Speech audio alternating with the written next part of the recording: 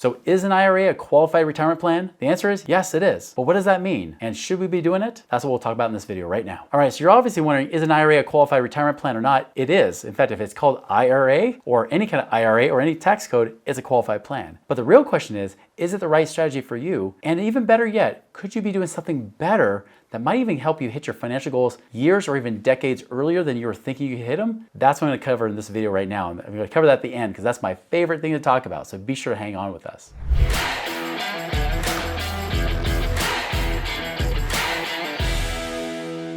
All right, so like I said, an IRA is a qualified retirement plan. What's a qualified retirement plan? It's basically the government's qualification of, does it meet within the certain guidelines, the certain framework that the government gives you? Here's what's interesting. Even a 401k, Roth IRAs, anything like that, 403bs, SEP IRAs, all these kind of things that you have as options, 457s, anything with a code, a tax code, is a qualified plan. Now, that could be good or bad, depending on how you interpret it, right? Because here's the good part. Qualified plan is, at least you know the rules. The bad part is, the rules can change at any time, right? For example, with qualified plans like an IRA, the age rule is if you don't want to have a 10% early withdrawal penalty, it's 59 and a half. You have to be at least 59 and a half years old. Why they picked half, I don't know. But 59 and a half is some dumb number that some congressmen put in there to feel important, right? So they said 59 and a half is the age that you have to wait till. But if you try to take it out sooner, there will be a 10% penalty. That's not what people want. And by the way, you don't just have a 10% penalty. If it's a standard qualified traditional IRA, then you also have income taxes because you didn't pay income taxes on it yet. So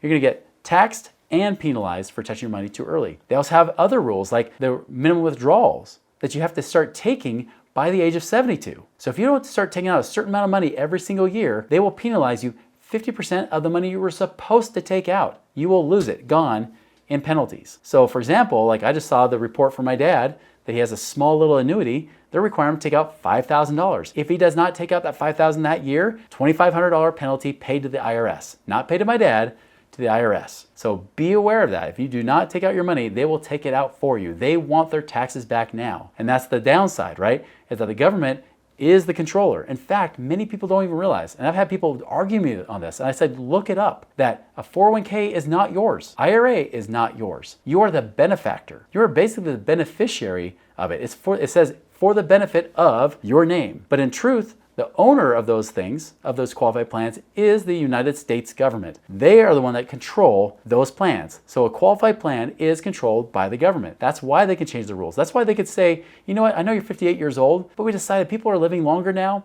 We're gonna make that age 62. So right when you're like, I'm about to retire, oh shoot, now I gotta wait 3 more years, seriously? And then knowing the politicians, they'll probably do 62 and a half because they gotta feel important, right? So they're gonna do that to you. They can do that at any time. They actually moved the minimum age higher during COVID, but they can always bring that back down and say, you know what, we need taxes now. We gotta pay for Social Security. We're going bankrupt. Let's start bringing that age down. Again, they can do it at any time and they do not have to ask for permission. I mean, imagine this. Imagine if you got into a business where that business partner, you're going in together, business partner says, here's the terms. 1, I control the company. 2, I can change the rules of the company whenever I want and I don't need your permission. And 3, I'm going to tell you how much money you can take out of this company when I say you can. 4, I'm going to tell you that if you don't try to take money out, I'm going to make you take money out. And then 5, just so you know, you're going to put the money in. It's going to be your money. So you're putting all the money in and I get to declare the rules. Does that sound like a partnership you want to be a part of? It takes a lot of trust if you're going to be in that kind of partnership. Do you trust the US government? Well, that's the question. Should I do a qualified plan or not? Yes, there could be some tax advantages, but there's not. By the way, a traditional IRA and a 401k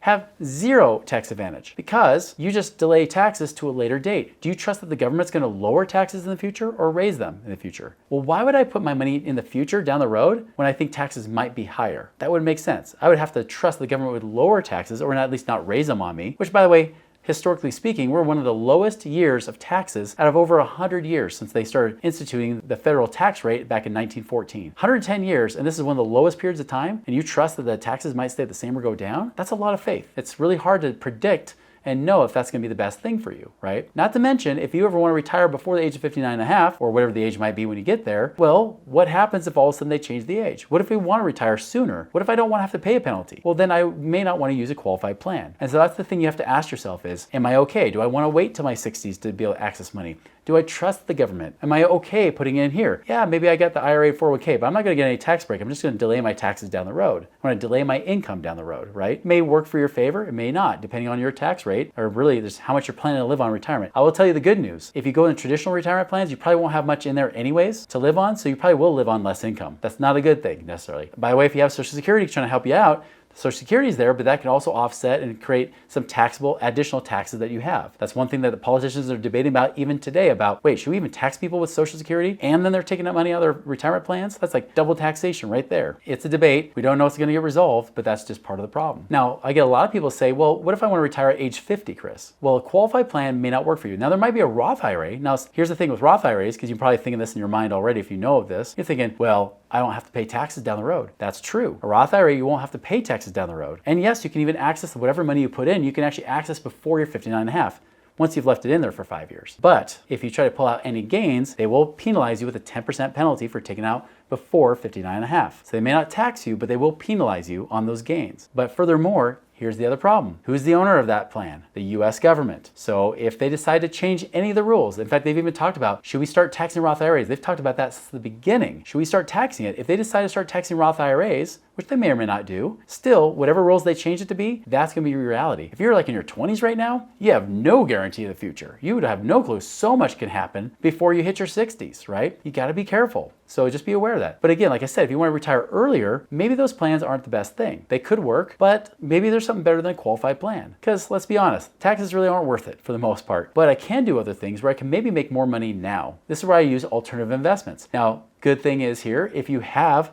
an IRA or something like that, you can actually invest in alternative investments. What are alternative investments? Things outside of the traditional stock market that you would get from your financial advisor. In fact, many of the things that your financial advisor does not want you to know about, but want to lose out on all the money, because the truth is you can make way more money outside of the financial advisor than you can with the money with them. Not to mention you don't have to worry about all the ups and downs of the stock market swings. And so you can actually take your IRA money, do what's called a self-directed IRA. That self-directed IRA can invest in things like real estate. It can invest in different types of businesses, not your own business, but things like franchises or businesses, maybe that's backed by real estate, or maybe it's like a car wash business or something like that where you go in. You can roll your money into those things. You can actually invest in whatever you want other than artwork and certain types of wine, so you can't buy wine or artwork with it. You can invest in almost anything else with an IRA. Now, I will say this, if I'm looking at investing, this is just my own opinion, this is not investment advice. If I'm looking at money to invest with an IRA, even if it's a self-directed IRA, I'm gonna invest in things that have no tax benefits. Why? Because if I'm gonna have to pay taxes anyways on this IRA, might as well put it in something that doesn't give me any tax benefits. Versus,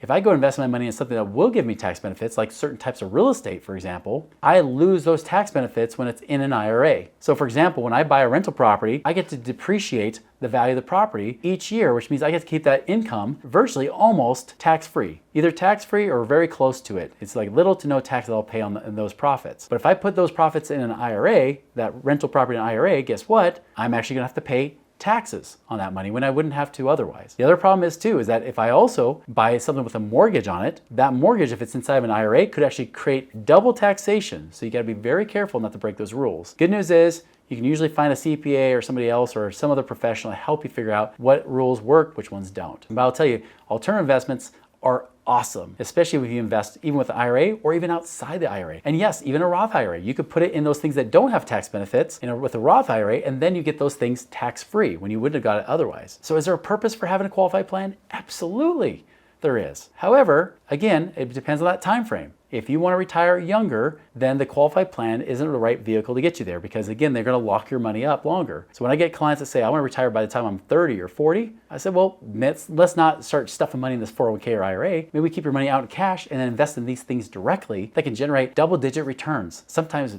great returns with good cash flow. That's the thing that's amazing. I'll tell you, just give you one example. I had one client that he had $250,000 he had invested in mutual funds. It wasn't a qualified plan, it was actually sitting outside of it, but he had that money invested in those places. Well, if he had left it there for the last 5 years since I met him, that money would have almost doubled, assuming he actually got market returns. He might have got some lower than that, but he would have probably got that $250,000, probably about $450,000. However, because he decided to buy rental properties with it, he now owns 10 rental properties that cash flow him $3,500 a month. A bunch of them have equity. In fact, there's so much equity, he has over $660,000 of equity, and it cash flows him $3,500 a month. So think about this. He's making over $40,000 a year, and he's got $660,000 versus hoping that he might have had $450,000 in the market, even though the market's been going skyrocketing those last 5 years. He realized, like, whoa, he's like, I'm actually a net worth millionaire after I was maybe $100,000 before, all because he bought real estate using alternative investments versus just keep his money there. I had another client as well where he had about, $700,000 sitting in an IRA, started to invest with that money started making about 10% a year, $70,000 a year. Where now, if you're in the market, again, $70,000, you pull out 3%, you're only supposed to live on $21,000 a year. But now he's getting $70,000 a year that's starting to come in as income. He is actually work optional. He can keep working or not because he has enough money to pay his bills each and every month, all because he's getting that steady stream of income. Alternative investments can be awesome, especially when you're using IRAs. Now, if you're wondering what to do with your IRA, what are the options you have, what's right, what's not, again, we're not investment advisors, but there might be something you can do. If you've got old 401ks, not current 401ks of the company, you can't do anything with those. But you got old 401ks or IRAs, you could be investing those in these other types of alternative investments. Go to moneyripples.com. There's a passive income calculator. When you start to put in the numbers like your savings, your old 401ks, not the current ones, the old ones in IRAs, as well as any equity you might have in properties, it spits out a number that'll tell you how much passive income you could actually create in the next 12 months. If you're curious to find out what that is, check that out right now.